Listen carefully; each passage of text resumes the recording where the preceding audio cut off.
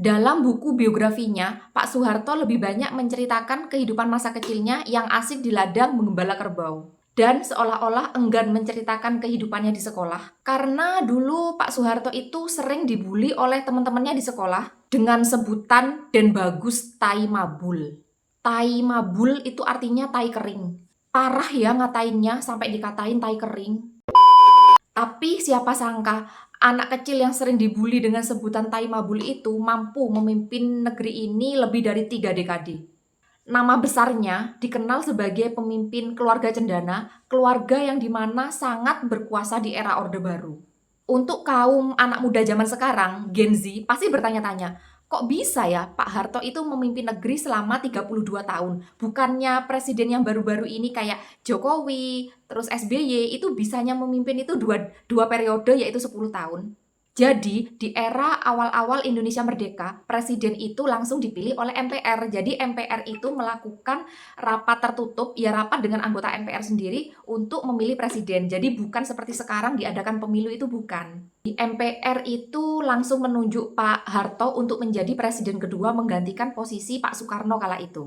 Tetap sama, satu periodenya itu 5 tahun. Jadi pada saat awal 5 tahun pertama masa Pak Soeharto jadi presiden, itu MPR menunjuk kembali Pak Soeharto untuk menjadi presiden. Setelah itu tahun berikutnya ditunjuk kembali, hingga sampai mampu memimpin negeri ini selama 32 tahun.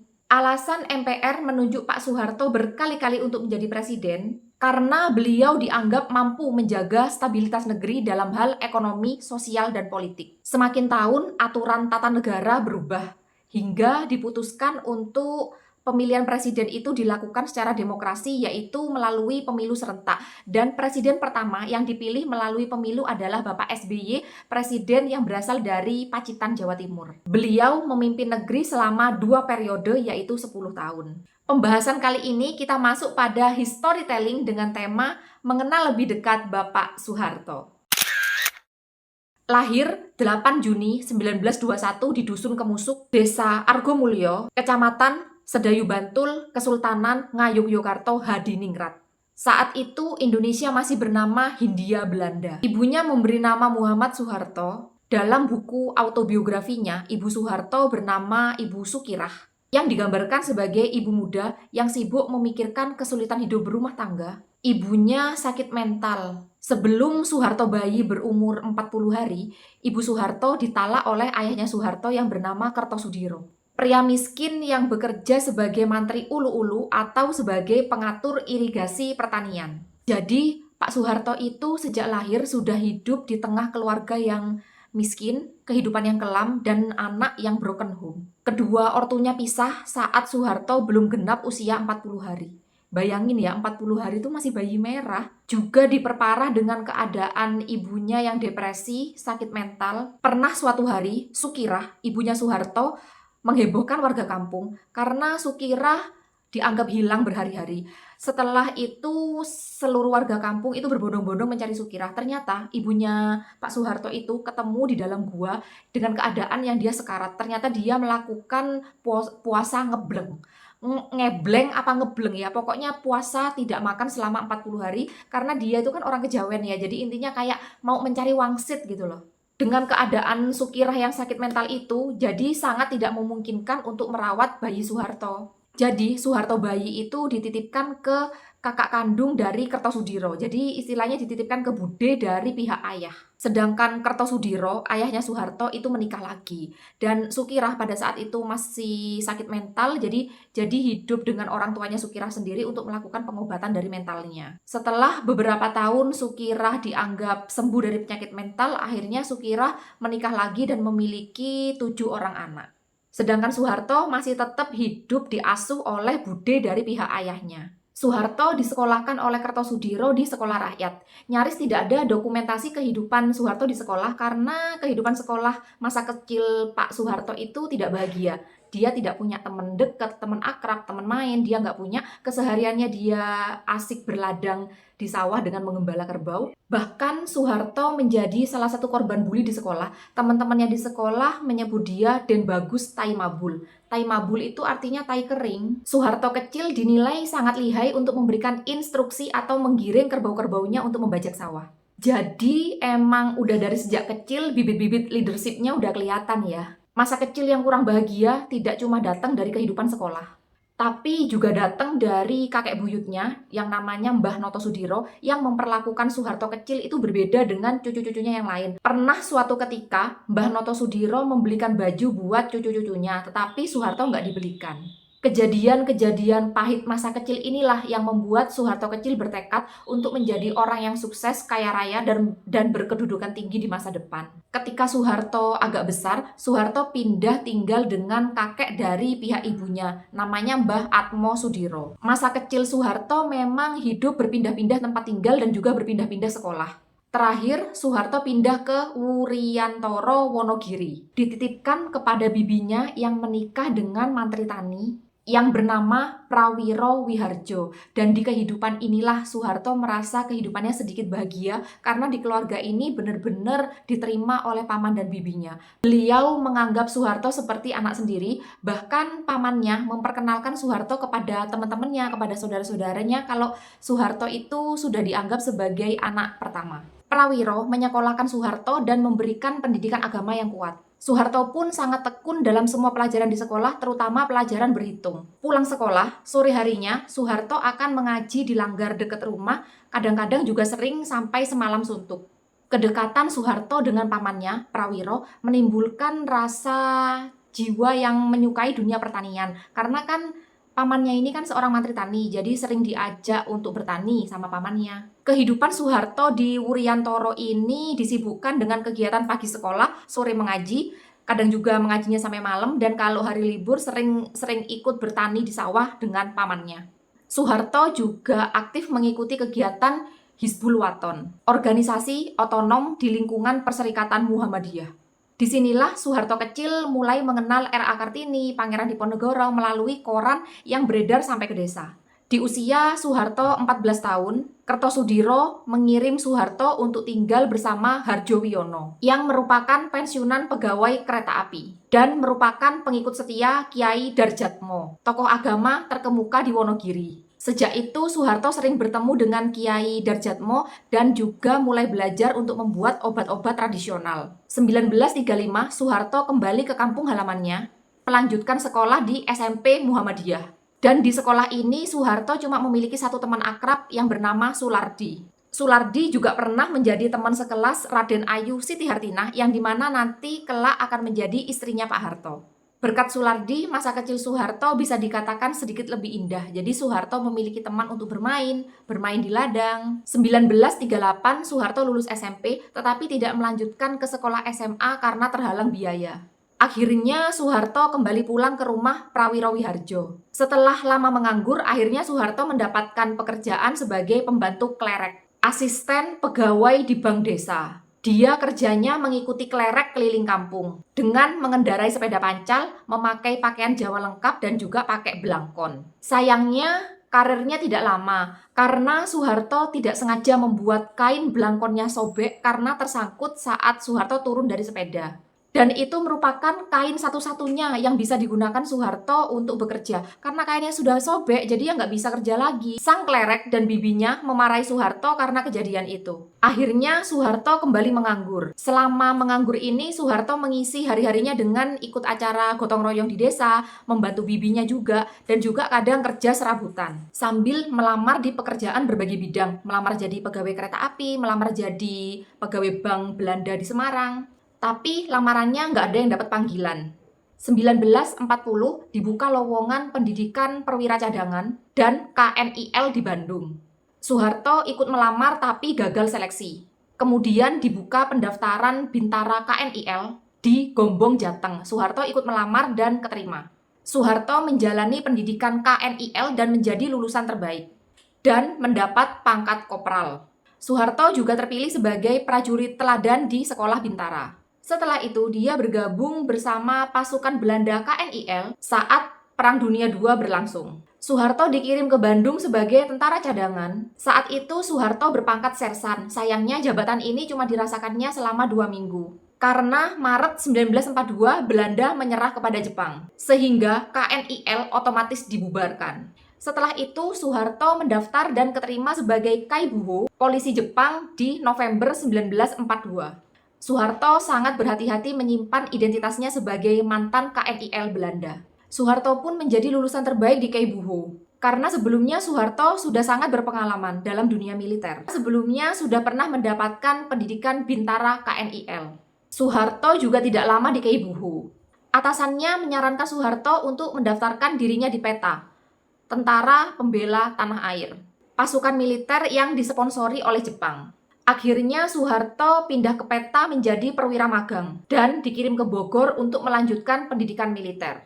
Setelah itu, dia diangkat sebagai Kudancho atau Komandan Kompi. Ketika Indonesia merdeka di 17 Agustus 1945, Indonesia membentuk TNI, Tentara Nasional Indonesia, dan Soeharto berhasil masuk sebagai anggota TNI dengan pangkat letnan. Selanjutnya ditunjuk sebagai komandan peleton dengan pangkat mayor. Selanjutnya diangkat sebagai komandan resimen dengan pangkat kolonel. 1946, Soeharto diangkat sebagai Komandan Brigade Garuda Mataram. Selanjutnya diangkat sebagai Komandan APRIS Republik Indonesia Serikat. 1 Maret 1949, Soeharto ikut dalam serangan umum yang berhasil menduduki kota Yogyakarta selama 6 jam untuk membuktikan bahwa Republik Indonesia masih ada. 1953, Soeharto berusia 32 tahun. Dia dipindah ke markas divisi dan diangkat menjadi Komandan Resimen Infanteri 15. Juni 1956, Soeharto diangkat sebagai Kepala Staf Panglima Tentara yang berlokasi di Semarang. 1 Januari 1957, pangkatnya naik menjadi kolonel. Dengan pangkat ini, lembaran hitam mewarnai karir Soeharto. Oktober 1959, Soeharto dipecat oleh Jenderal Nasution karena Soeharto menggunakan institusi militer yaitu ketentaraan untuk meminta uang di beberapa perusahaan yang ada di Jawa Tengah. Atas saran dari Jenderal Gatot Subroto, Soeharto tidak jadi dipecat tetapi disekolahkan sekolah militer.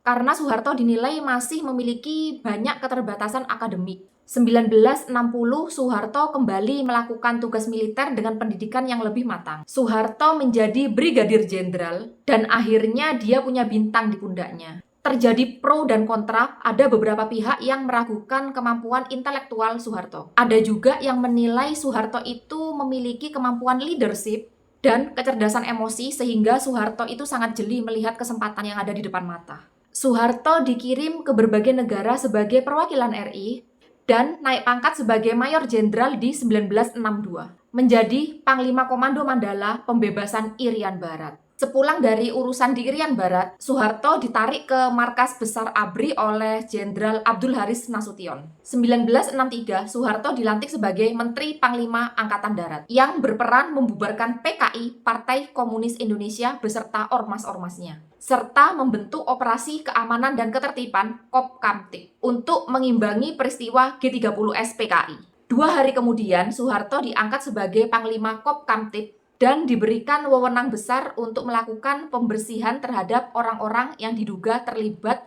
dengan G30S PKI.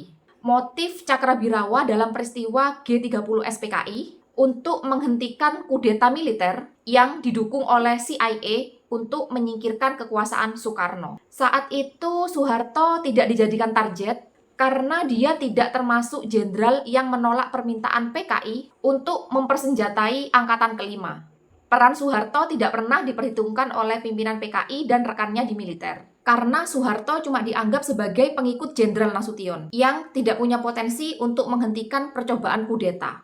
Dalam pandangan DN Aidit, Soeharto hanya seorang jenderal yang pendiam, penganut kejawen, tidak paham politik, dan hanya mementingkan keuntungan pribadi. Tanpa memihak prinsip tertentu, tidak punya kawan banyak, dan tidak memiliki jaringan. Presiden Soekarno pun awalnya juga memandang remeh Soeharto. Soeharto dinilai cuma sebagai jenderal yang pendiam, kuno, kaku, dan hanya mementingkan kepentingan pribadi. Karena itu, saat Jenderal Ahmad Yani menghilang, Soekarno lebih memilih Mayor Jenderal Pranoto untuk menggantikannya. Padahal Soeharto lebih senior daripada Pranoto. Namun yang terjadi, kerusuhan yang ada di Jakarta harus segera diredam. Akhirnya Soeharto harus turun tangan untuk menghadapi situasi ini. Pemindahan komando ini memang sudah menjadi aturan yang berlaku di Angkatan Darat. Apabila Panglima tertinggi berhalangan hadir, maka Panglima Konstrat yang harus mengambil tindakannya. Tindakan ini diperkuat dengan turunnya Super Semar Surat Perintah 11 Maret dari Presiden Soekarno melalui 3 jenderal, yaitu Basuki Rahmat,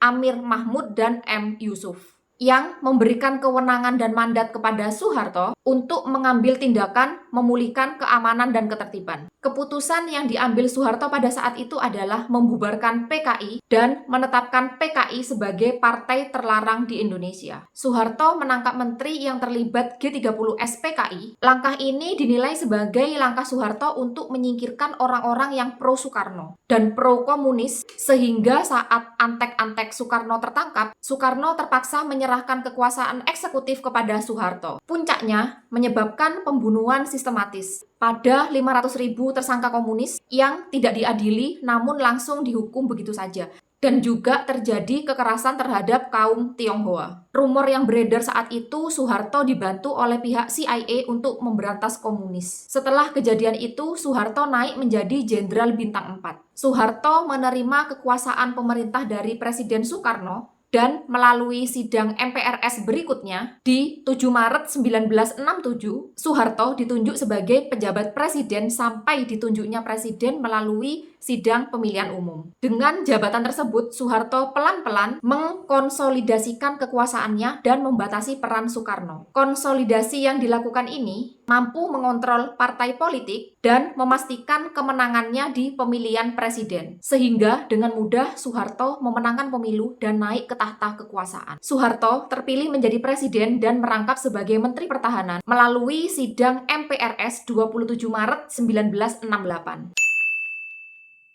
Soeharto naik ke tahta kekuasaan pada saat Indonesia mengalami krisis moneter dan politik.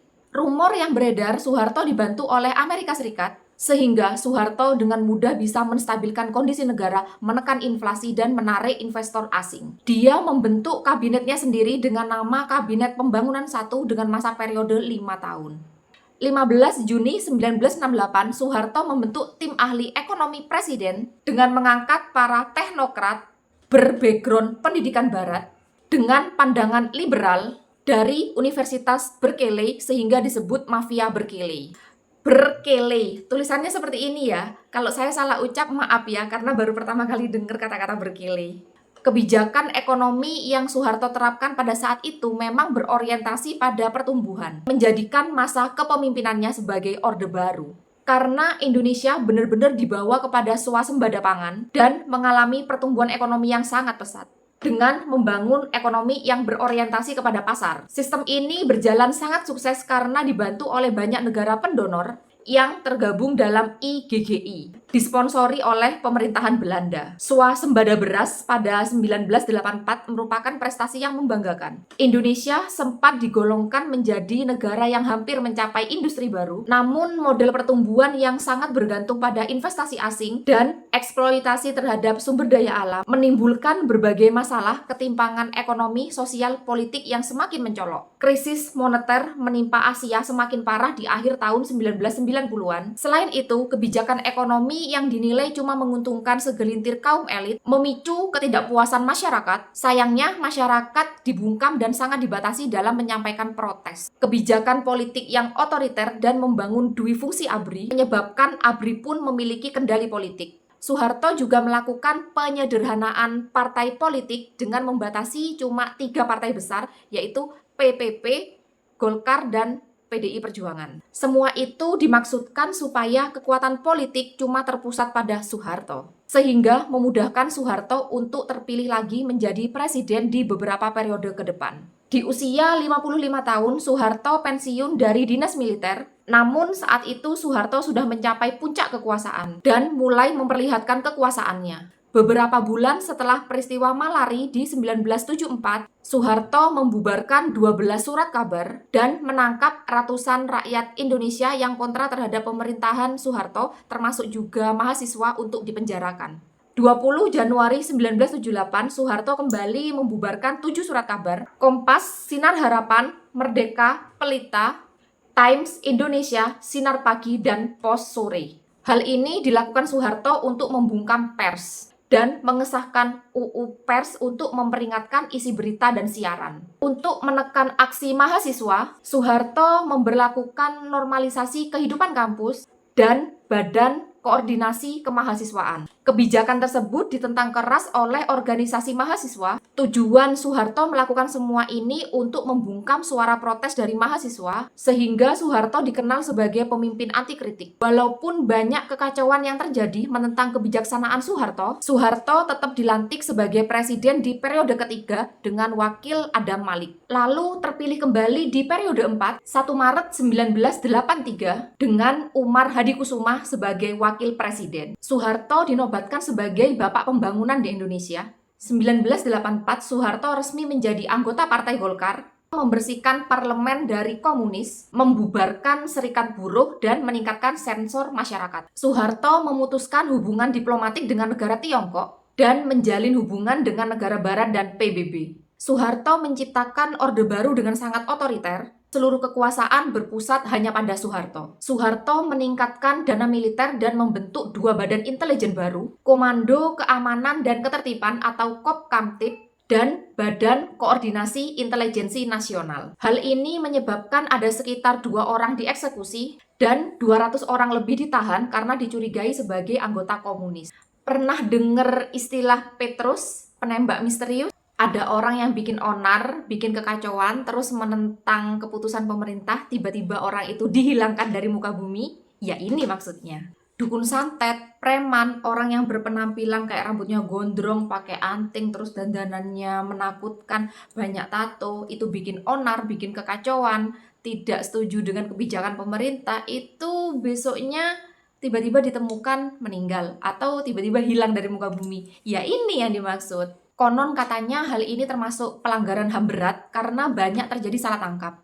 Pihak-pihak yang ditangkap itu langsung dihukum tanpa diadili dan juga banyak yang dieksekusi tanpa diadili, maka dari itu banyak banget korban salah tangkap. Di bawah kepemimpinan Soeharto memang benar pada saat itu bisa dikatakan Indonesia dalam keadaan situasi yang aman. Kayak rampok, begal, pembunuhan itu jarang terjadi. Karena apabila ada informasi orang yang meresahkan akan cepat ditindak oleh aparat, ditindak maksudnya dihilangkan dari muka bumi. Paham kan? Memang benar, Indonesia mengalami transformasi yang besar ke arah yang lebih baik pada saat kepemimpinan Soeharto. Ekonomi stabil, inflasi bisa diredam, pembangunan di mana-mana. Soeharto dinilai benar-benar bisa membawa wibawa Indonesia di kancah internasional. Berbagai penghargaan bergengsi seperti Population Award diberikan kepada Soeharto karena keberhasilan dalam hal kependudukan dan program keluarga berencana. Namun dalam hal ekonomi, pemerintahan Soeharto diwarnai oleh banyak kudeta, kerusuhan di mana-mana, dan pelanggaran HAM berat. Kehancuran Soeharto dimulai di 1997 karena terjadi krisis moneter dan inflasi parah yang terjadi di Indonesia. Sebenarnya di pertengahan 1995, Sumitro, seorang ekonom tersohor negeri, yang tak lain yang tak bukan Sumitro adalah besannya Soeharto sendiri. Sumitro adalah ayah kandung dari Prabowo Subianto dan pada saat itu Prabowo masih menikah dengan Titik Soeharto. Sumitro menemukan 30% kebocoran dana pengembangan yang dikelola oleh pemerintahan Soeharto. Sumitro pun tidak segan dalam mengkritik pemerintahan Soeharto apabila ditemukan hal yang menyimpang. Kebocoran dana pengembangan ini maksudnya ditemukan senilai 30% itu masuk kantong Pak Harto sendiri. Kebocoran anggaran itu maksudnya uangnya dikorupsi. Otomatis sejak saat itu, pertengahan 1995, hubungan Soeharto dengan Sumitro sudah tidak baik. Puncaknya, di kerusuhan 1998, hubungan kedua keluarga ini makin memanas.